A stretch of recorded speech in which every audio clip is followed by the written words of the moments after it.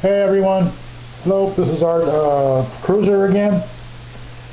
What we're going to do today is I'm going to show you the unboxing, the contents, a little bit of a demonstration, and my review of the Kodak Easyshare C195 digital camera.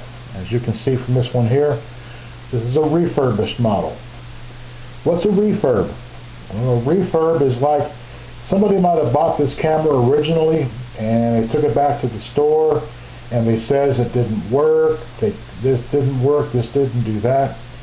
So they got an exchange or refund, and in the meantime the camera got sent back to the factory or wherever it might have gone to, a service center, and they go over the whole entire thing. A lot of times when you get something which is a refurb, they take all the internal workings out of the camera, tear it all the way down, and then they build it back up again, and they make sure that all the parts, and this is in theory, all the parts are 100% operational. And as I mentioned, that's in theory, so who knows. Anyway, I ordered this one off of Amazon because I wanted a camera that had a good zoom capacity. I wanted to have a high megapixel. This one's 14 megapixel, and I wanted just basically a camera that could do it all. And from what I was reading, for a camera which is not like, you know, one of the professional, you know, $500,000 cameras, which I don't really need for what I use it for, this one, it's priced where I want it to be at. I've got several cameras, and this one here I believe is going to take the place of well, the majority of them. So let's get started. I've got my little pointer here so I can kind of point things out as I go along. When I got the box, okay, well, when I got the camera, when I ordered it, it came in like one of those white plastic or mylar type of shipping bags. That's what it came in. There was no protective, like bubbles, whatever it was. It was just the bag with the box inside. So depending upon how it went, and the post office is the one who delivered this, so you know how the post office is. They like they might throw things around like it's a football or whatever it might be. So I was hoping it was going to be packed very well on the inside, and as I'm going to show you, that didn't quite happen. But when I got it, okay, you see right here, this is the lock tab, and there's like a factory seal, which is supposed to indicate to you that this one's never been opened before. Well, when I got the package, that seal, it was already torn.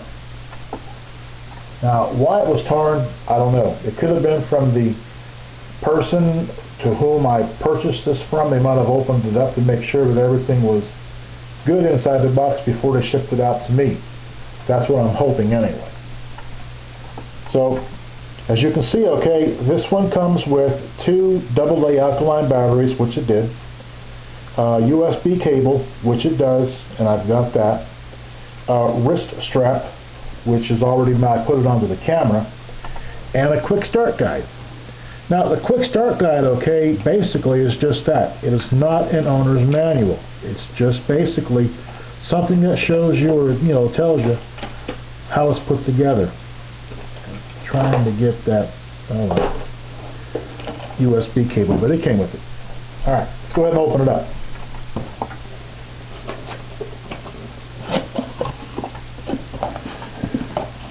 That, my friends, is how it came. So this is kind of flopping around on the inside, and that's the way it was. I'll take this out for right now. In here, okay, is the quick start guide.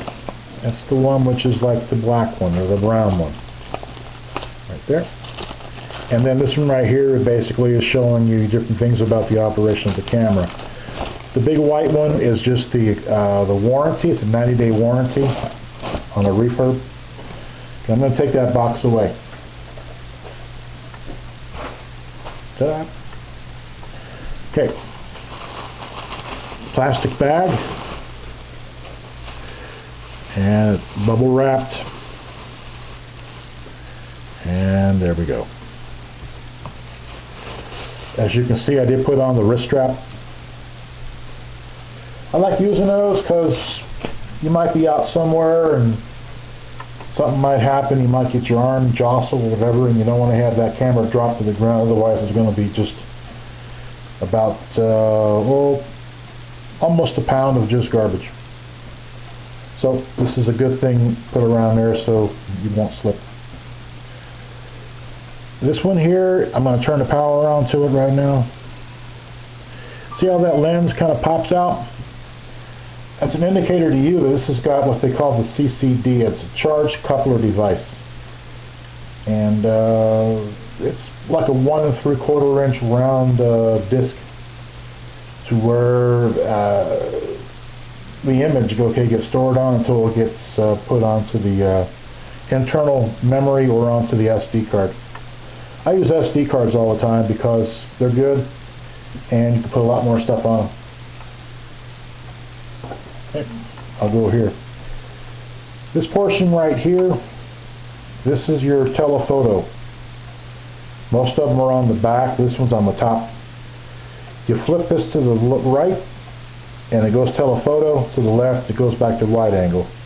That's the shutter release right there, the button that you use to focus and to shoot. Power on, power off. This one right here, okay, is what you use to select between taking a regular digital picture and going into the video mode. That's your flash right there. And of course your wrist cable goes onto there.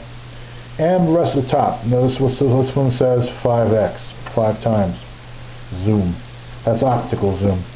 You can also incorporate the 5x digital zoom, and then that turns this into a 25x zoom. It's pretty good, powerful zoom. It works good too. I've used this for about a week and a half. Okay, put this down. Flash, your actual aspheric lens, and then the casing, 14 megapixel. Bottom, whoops, is just that. You've got the post directly centered in the middle for your tripod or for your camera stand, and that makes it really good because some of them are off on the one side or the other. If you're using one of those little tripods like I use all the time, it tends to lose the center of gravity and it drops. And this one's in the center, makes it really convenient.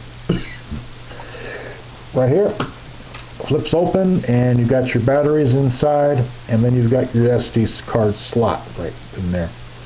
I usually use a 4 gigabyte SD card. Okay. We'll go ahead and turn it on.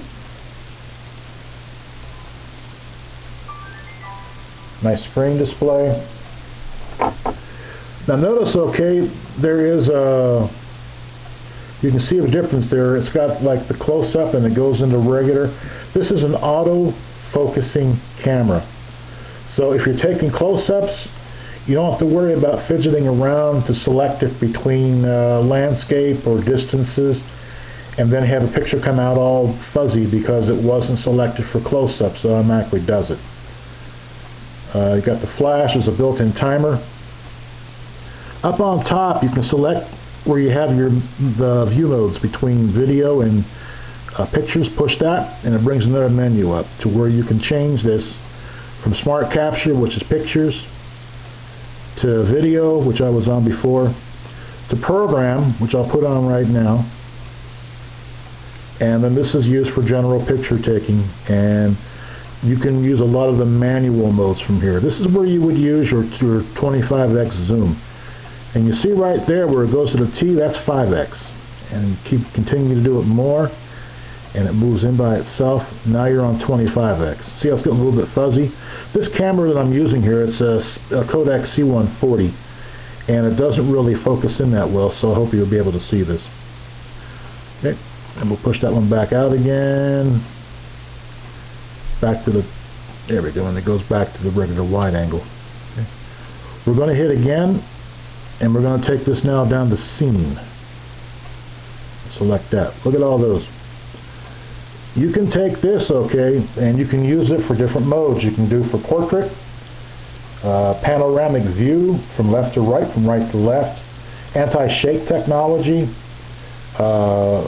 You go out to like a sports meet, whatever it might be, so you don't get like the, it'll take a good clear picture and you won't have any of the indicators that you have much motion. Distances, close-ups, nighttime, distance, nighttime, and you go on and on and on.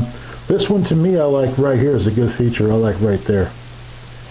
And that's for close-ups, extra close-ups in a bright light, to where you can go down, if you go like to a botanical gardens, pictures of a flower, whatever it might be, and you can get right up on top of that puppy dog. And it automatically focuses down, and really good pictures. And when you're all through with that, you can go back into Smart Capture, lock it in there, and then you're back in the beginning again. The best thing to do, okay, is to play with it. And it's like that. Let me go ahead and turn this off. And there we go. All in all, it's a good camera. It really is. For a regular point and shoot that doesn't cost a lot of money, you can get almost professional shots with this thing. Now, I'm not a professional photographer by any means. I do like to take pictures. I do, different scenes, whatever it might be. And it's a very good camera. On the cruiser, scale of stars between 1 and 5, I give this one a 4, which is, for me, it's not, I don't usually give out 4s, but this is a 4-star camera. A 5-star camera is like one of the $1,500 cameras that can basically walk by itself, if you know what I mean. But this one here, for being what it is, and if you're going to be evaluating on just point and shoots, this is a 5-star camera. I wish that was still made in the US, but then again, what is? Everything else is made over in China. Even the box on this thing even says made in China. What else isn't? So anyway, good camera, highly recommend it. And this is Cruiser out.